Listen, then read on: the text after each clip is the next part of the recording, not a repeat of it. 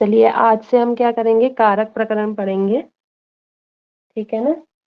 सबसे पहले समझेंगे, पिन कर लीजिएगा सभी बोर्ड को। कारक सभी ने सुन रखा होगा। क्या है कारक? संस्कृत जगत का या व्याकरण जगत के लिए क्या माना जाता है? हृदय माना जाता है। व्याकरण का हृदय कौन है? कारक। ठीक है ना। कारक। अब ये बताइए, कारक कहते किसको है? क्रियाजनकत्वं कारकम्। कारक कहते हैं क्रियायाः निर्वर्तकम तत्कारकम। हाँ, क्रिया क्या है? कारक क्या है ना, अलग अलग विद्वानों ने अलग अलग चीज कही है, बाकी अब मतलब उन सबका एक ही है। कौन है? क्रिया को बनाने वाला कौन होता है? कारक होता है। ठीक है ना। एक लिख लीजिए, ये आप लोगों से पूछा नहीं जाएगा, बाकी आपको पता होना चाहिए कि क्या होता है कारक। क्रियायाः जनकत्वं कारकम। तो जो क्रिया को बनाता है उसे क्या कहते हैं? कारक कहते हैं। जैसे हमारा वाक्य है, रामः पठति। ठीक है ना। क्या है वाक्य? रामः पठति। तो यहाँ पे क्या कहा है? क्रिया। तो यहाँ इस वाक्य में क्रिया क्या है? राम पढ़ता है। तो ये पढ़ना जो है वो क्या है? क्रिया है। तो ये पढ़ना जो है उसको कौन कर रहा है? क्रिया को बनाने वाला। तो यहाँ पे क्रिया क्या हो रही है? पढ़ना हो रही है। तो इसको पढ़ना कौन कर रहा है? राम। राम कर रहा है। राम। तो ये राम क्या हो गया? कारक हो गया। ठीक है ना। इसी प्रकार जितने कारक है उन सबका वही कारक कहलाते हैं। जो ये जो क्रिया हो रही होती है उनको जो बनाता है उसको क्या कहते हैं? कारक कहते हैं। ठीक है। यहाँ पे अनुवाद नहीं पढ़ाएंगे आप लोग को। कारक में जो भी विशेष सूत्र लगते हैं वो सारे नियम बताए जाएंगे। ठीक है ना। कारक अब ये नहीं कि राम जाता है, रामः गच्छति, ऐसा पूरा पूरा अनुवाद नहीं पढ़ाया जाएगा। ठीक है ना। वैसे सभी जानते होंगे, और नहीं भी जानते होंगे तो नियम याद कर लीजिएगा, आप लोग के एग्जाम में यही आएगा। चलिए ये क्रियायाः जनकत्वम कारकम, ये किसने कहा है? नागेश भट्ट जी ने कहा है। ठीक है ना। और एक और प्रसिद्ध है, क्रियान्वयित्वम कारकम। ये कहा है भट्टोजी दीक्षित ने जी ने। चलिए अब ये देखते हैं कारक होते कितने हैं। बताइए कारक कितने होते हैं? 6। 6 कारक होते हैं। जी मैम। पक्का? जी पक्का। पक्का। अच्छा। कारकों का प्रयोग होता कहाँ है ये बताइए।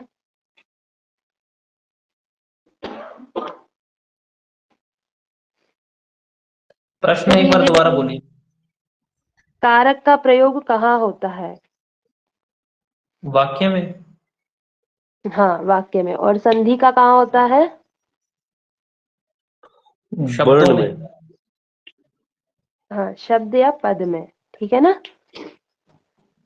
चलिए, कारक वो वहां होते हैं जहां हमें पूरा वाक्य बनाना होता है, वहां पे क्या होता है? कारक का प्रयोग होता है। और सभी देखिएगा, कारक कितने प्रकार के होते हैं?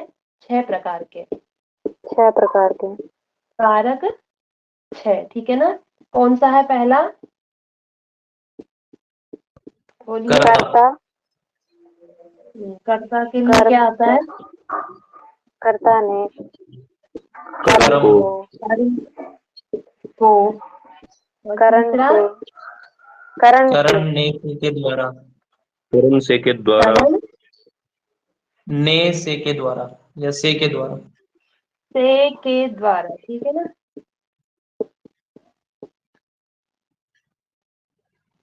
आगे क्या है? संप्रदान के लिए। के लिए। संप्रदान के के लिए। लिए। 5वां क्या है? अपादान अपादान से उत्तर या अपादान से। अपादान का क्या है? से। और आगे क्या है? बोलिए। संप्रदान। वो संप्रदान तो हो गया है। सॉरी मैम, अधिकरण अधिकरण में क्या पर है? अधिकरण में पर में पेपर में पर, ठीक है ना।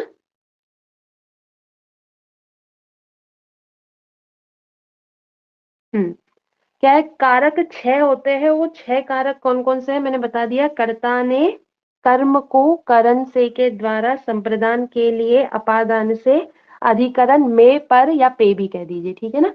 ये क्या है? ये हमारे 6 कारक है। तो जैसे सामान्य देखिएगा, ये सामान्य सूत्र, ये कर्ता किस कौन सा सूत्र कहता है और इसकी क्या क्या नियम है, इन चीजों को हम पढ़ेंगे हमारे कारक प्रकरण में, ठीक है ना।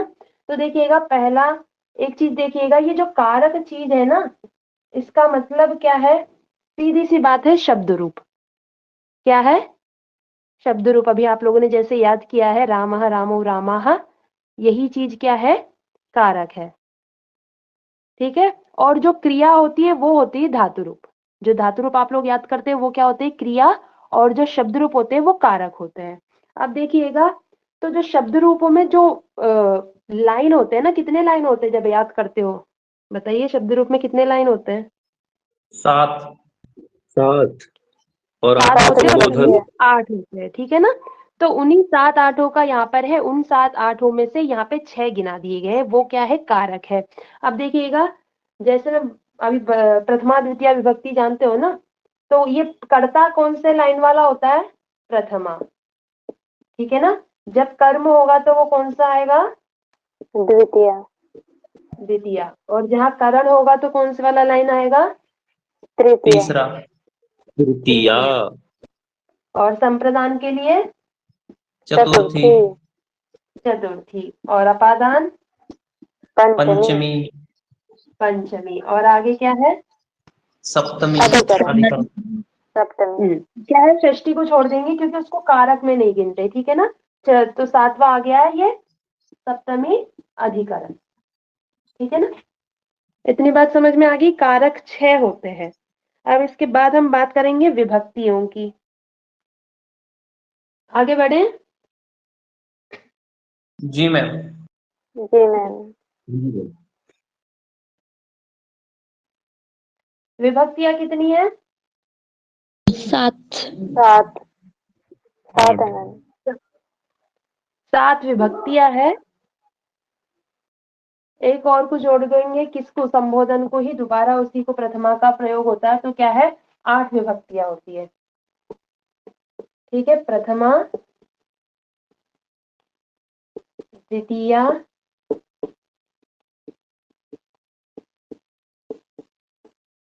तृतीया विभक्ति, चतुर्थी विभक्ति, पंचमी विभक्ति, षष्ठी, सप्तमी, और इसके बाद जो है उसको अष्टमी कह लीजिए। वैसे अष्टमी कम कहा जाता है, उसी को क्या कहते हैं? ये जो अष्टम वाला लाइन होता है उसको क्या कहते हैं? संबोधन विभक्ति। संबोधन, इस विभक्ति का नाम क्या है? संबोधन विभक्ति, ठीक है ना। इसको अष्टमी क्यों नहीं कहा गया? क्योंकि ये जो प्रथमा है ना, इसी का सेम यहाँ पर होता है, इसलिए इसको अलग से नहीं है, ये प्रथमा का ही वो है, इसलिए संबोधन है, ठीक है ना। इतनी हो गई। इनमें से कारक कौन कौन से थे? प्रथमा, द्वितीया, तृतीया, चतुर्थी, पंचमी पंचमी, और सप्तमी। सप्तमी, ये चीजें हमारी क्या होगी? कारक, ठीक है ना। तो इनमें से क्या रह जा रही है? एक षष्ठी रह जा रही है और एक संबोधन रह जा रहा है। संबोधन का तो मैंने बता दिया, इसको क्यों नहीं कारक में गिनते? क्योंकि ये प्रथमा का ही रूप होता है, ठीक है ना। और षष्ठी को क्यों नहीं गिनते कारक में?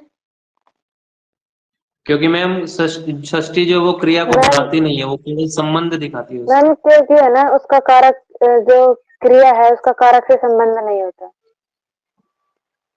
क्रिया का कारक से क्योंकि संबंध नहीं है। क्यों- क्योंकि हम जो व्याख्या पढ़ते हैं कि क्रिया को बनाने वाले को कारक कहते हैं, तो षष्ठी क्रिया को बनाती नहीं है, वो केवल उसका संबंध दिखाती है। अगर वो हाँ, हट भी जाए तो उससे कोई फर्क नहीं पड़ेगा। चलिए शाबाश। क्या है? षष्ठी कारक क्यों नहीं है? क्योंकि षष्ठी विभक्ति का या षष्ठी कारक का सीधा प्रयोग क्रिया पर नहीं होता है, ठीक है ना। जो कहते हैं डायरेक्टली इनडायरेक्टली, तो ये जो षष्ठी विभक्ति का प्रयोग होता है वो इनडायरेक्टली दिखाता है क्रिया का, ठीक है ना। जैसे क्या है, हमने कहा है कि मैं फोन से पढ़ाई करता हूँ, ठीक है ना, मैं फोन से पढ़ाई करता हूँ। तो पढ़ाई कर रहे हैं और कौन कर रहे हैं, मैं, ठीक है ना। पर किससे कर रहे हैं, फोन से कर रहे हैं। तो ये फोन से करना ये क्रिया को मुख्य रूप से नहीं दिखा रहा है। मैं कर रहा हूँ और क्या कर रहा हूँ, पढ़ाई कर रहा हूँ, मैम ये तो ठीक है। दिखा रहा है, पर अगर हम ये कहेंगे कि मैं राम के फोन से वो करता हूँ, फोन तो करण हो जाएगा ना मैम। फोन से मतलब फोन के द्वारा पढ़ाई करता हूँ, नहीं तो के द्वारा फोन तो नहीं आएगा। फोन तो करण हो जाएगा ना मैम अगर। मैं फोन से पढ़ाई करता हूँ, फोन के, हाँ चलिए, हाँ, अहम अगर दूरभाषया इस वाक्य पठितम को करोमि। इस वाक्य को हम ये कह दें कि मैं राम के फोन से पढ़ाई करता हूँ, तो हाँ, राम राम संबंध। के फोन से, वहां भी फोन से क्या हो जाएगा, षष्ठी नहीं दिखाई देगा ना। षष्ठी का उदाहरण बताइए। मैम इसमें शायद संबंधवाचक जो हमारे वाक्य प्रयोग होते हैं उन्हीं में होता है। हाँ, जो संबंध होते महोदय हैं यहाँ उनके ऊपर। हाँ बोलिए। महोदय यहाँ पर घटाइए, रामस्य विद्यालय इसमें घटाया जाए। रामस्य, चलिए, रामस्य पुस्तकम अस्ति, ठीक है ना, पुस्तक है यहाँ पर क्रिया है, और वो किसकी है, राम की है। तो ये सीधा संबंध हो गया। रामस्य नहीं, रुकिए, ठीक है, राज्य पुरुषः दे लीजिए, ठीक है, राज्य पुरुषः, तो क्या है, राजा का पुरुष है, पुरुष है, पर किसका, राजपुरुष, पूरा एक साथ संबंध हो रहा है। जी तो मैम। जहां भी संबंध,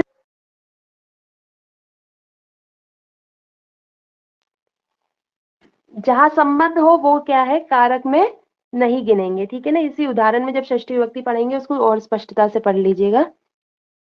तो इसलिए क्या है, हम षष्ठी को क्या है, कारक नहीं मानते और संबोधन को कारक नहीं मानते हैं। इस प्रकार से कितने कारक हो गए, 6 कारक हुए हैं और 7 विभक्तियां, ठीक है। आज हम क्या पढ़ेंगे, प्रथमा विभक्ति को पढ़ेंगे, ठीक है ना। प्रथमा विभक्ति में कौन सा कारक होता है, कर्तृ कारक। करता। क्या होता है, कर्ता कारक, ठीक है।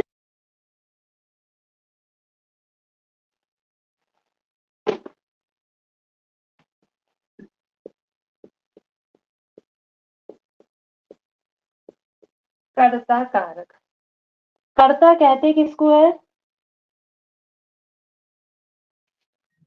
क्रिया मैम को जो कार्य करता जो मैम क्रिया जो में क्रिया को स्वतंत्र रूप से करता है। हाँ, कर्ता के लिए स्वतंत्र कर्ता, स्वतंत्रतः करता। क्या है, स्वतंत्र कर्ता, जो स्वतंत्र रूप से क्रिया को करता है उसको क्या कहते हैं, कर्ता। ये समझ लीजिए, करने वाले को क्या कहते हैं, कर्ता। अब ये क्या कहता है, कर्ता में प्रथमा विभक्ति होती है। इस सूत्र ने तो ये बताया कि स्वतंत्र कर्ता, कर्ता कौन होता है, तो जो स्वतंत्र रूप से कार्य करता है वो कौन होता है, कर्ता कहलाता है। और कर्ता में प्रथमा होती है, इसके लिए कोई विशेष सूत्र नहीं है, ये हमें कर्मणि द्वितीया में, क्या, जब द्वितीया विभक्ति पढ़ेंगे तो सूत्र है उसके लिए, कर्म में द्वितीया होती है, ठीक है ना। तो कर्ता में प्रथमा होती है, ये चीज किसने कहा, तो कर्मणि द्वितीया का जब भाष्य चलता है तब वो ये कहता है कि अनुक्त में, जिसको हमने नहीं कहा है स्पष्ट रूप से, उसको क्या है, उसमें कर्मणि होती है। तो फिर जो उक्त है उसमें कौन सी होती है, तो प्रथमा होती है। आप लोग की परीक्षा मतलब बीएड एंट्रेंस में तो नहीं, पर इससे बड़ी लेवल की जब परीक्षा आएगी तब उसमें भी आ जाता है कि उक्त में प्रथमा होती है या अनुक्त में होती है। उक्ते तो प्रथमा स्यात्, ठीक है ना। उक्ते तो प्रथमा स्यात्, ये भाष्य में मिलता है। इस लाइन से हमें पता लगता है कि कर्ता में कौन सी विभक्ति होती है, प्रथमा विभक्ति होती है। मुझे ऐसा याद आ रहा है शायद बीएड एंट्रेंस में ही पूछा है, उक्त में कौन सी विभक्ति होती है, ठीक है ना। उक्त में प्रथमा होती है, और जब अनुक्त, इसी उक्त को अनुक्त कर दे, अन भी आगे जोड़ दे, अनुक्त में कौन सी होती है, तो अनुक्त द्वितीय, अनुक्त में द्वितीय विभक्ति होती है और उक्त में प्रथमा विभक्ति होती है। ठीक है, समझ में आ गया? उक्त मतलब है कहा हुआ, उक्त का मतलब होता है जो बोला गया, बोला हुआ या कहा हुआ। तो जो स्पष्ट रूप से हमें दिखाई दे रहा है उसको क्या कहेंगे हम? उक्त। जैसे रामः पठति, तो राम पढ़ता है, ये हमें क्या है? स्पष्ट रूप से दिखाई दे रहा है, इसलिए इसमें क्या हो जाएगी? राम में प्रथमा विभक्ति होती है। उसी को हम कहते हैं जो करता है उसमें प्रथमा विभक्ति होती है। यहाँ तक बात समझ में आ गई? जी मैम। चलिए अब आगे देखते हैं इसके विशेष सूत्र। हर कारक में ये होगा, एक सामान्य सूत्र तो होगा ही सारे कारकों के, और उनके विशेष सूत्र जो है उन्हीं को आप लोग को ध्यान में रखना है। ठीक है, तो हम ये देखेंगे विशेष सूत्र मतलब क्या है। ये तो सामान्य कह दिया है इसने कि जहां जहां करने वाला होगा उसमें तो क्या होगी? प्रथमा विभक्ति होगी। जो कर रहा होगा क्रिया को उसमें क्या होगी? प्रथमा विभक्ति होगी। अब और थोड़े विशेष नियम बना दिए गए हैं कि इस स्थिति में भी क्या है? ये विभक्ति होगी। तो हम देखेंगे कर्ता कारक के द्वारा प्रथमा विभक्ति में प्रथमा विभक्ति और कौन कौन सी जगह पर होती है। ठीक है, अभी जो मैंने बात बताई उसको इस प्रकार भी लिख लीजिएगा, उक्ते प्रथमा कर्तरी, ऐसे भी मिलता है, उक्ते प्रथमा कर्तरी। एक नियम ये हो गया। दूसरा देखिएगा, संबोधनेच। ठीक है, प्रथमा विभक्ति कहाँ कहाँ होती है? तो क्या है? संबोधन में भी क्या होती है? प्रथमा विभक्ति होती है। संबोधन किसको कहते हैं? जब हमें किसी को, कोई दूर है और उसको हमको पुकारना हो तो उसमें भी क्या होती है? प्रथमा विभक्ति होती है। तो संबोधन वही वाला होता है, 8वां लाइन होता है। ठीक है ना? अब आगे क्या है? तीसरा सूत्र है प्रातिपदिकार्थ। लिंग परिमाण वचन मात्रे प्रथमा। शाबाश। सूत्र क्या है? थोड़ा बड़ा है पर सरल है। क्या है? प्रातिपदिकार्थ लिंग परिमाण वचन मात्रे प्रथमा। अंतिम में प्रथमा कह दिया इसने, का मतलब क्या है? ये बता रहा है, क्या बता रहा है ये? एक तो क्या होना चाहिए? प्रातिपदिकार्थ होना चाहिए। ठीक है ना? प्रातिपदिकार्थ, प्रातिपदिकार्थ का मतलब क्या है?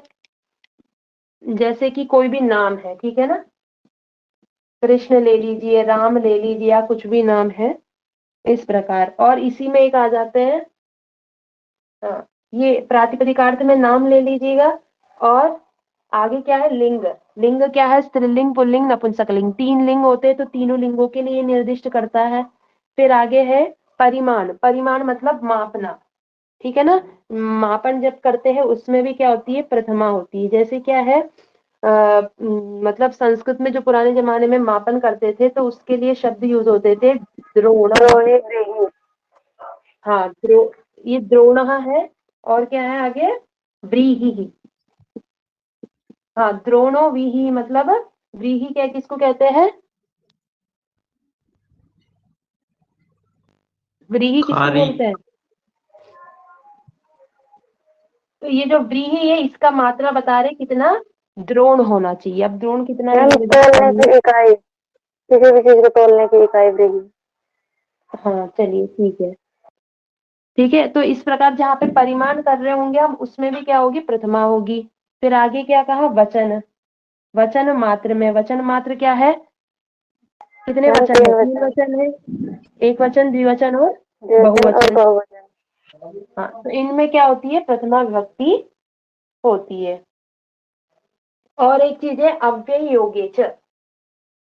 आगे एक और सूत्र है अव्यय योगेच। ये क्या कहता है? जब अव्यय हो तो उसके योग में भी क्या होती है? प्रथमा विभक्ति होती है। अव्यय तो जानते हैं आप लोग। मैम जैसे यथा तथा च। हाँ, अव्यय, अव्यय का मतलब क्या होता है?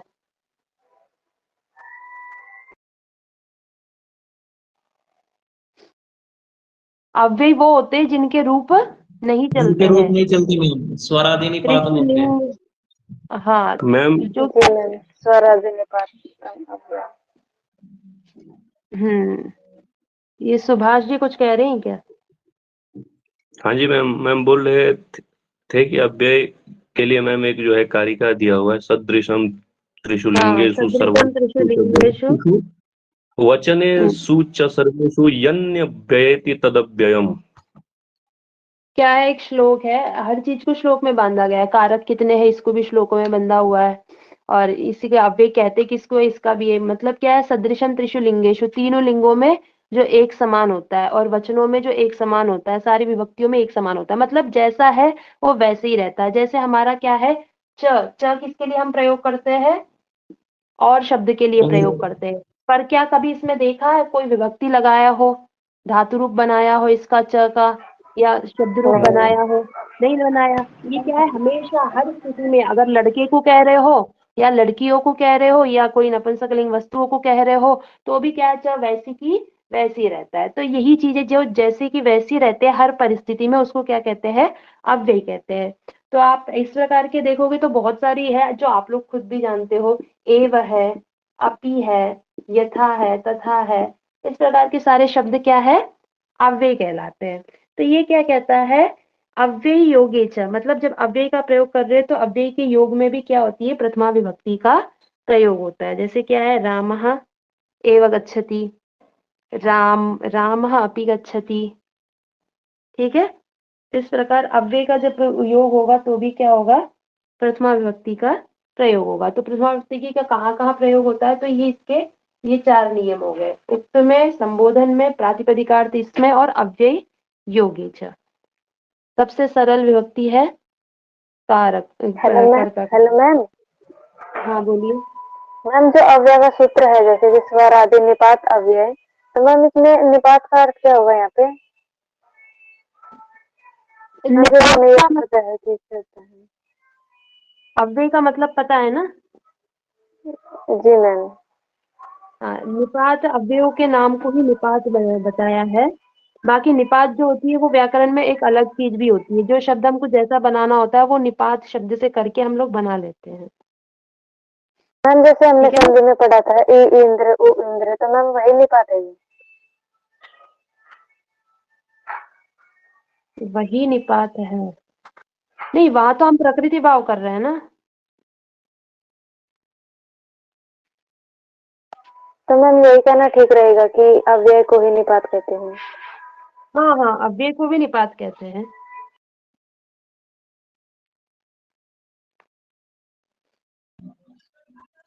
मैम चलिए। हाँ मैम यहाँ पे मतलब एक चीज और है कि अभी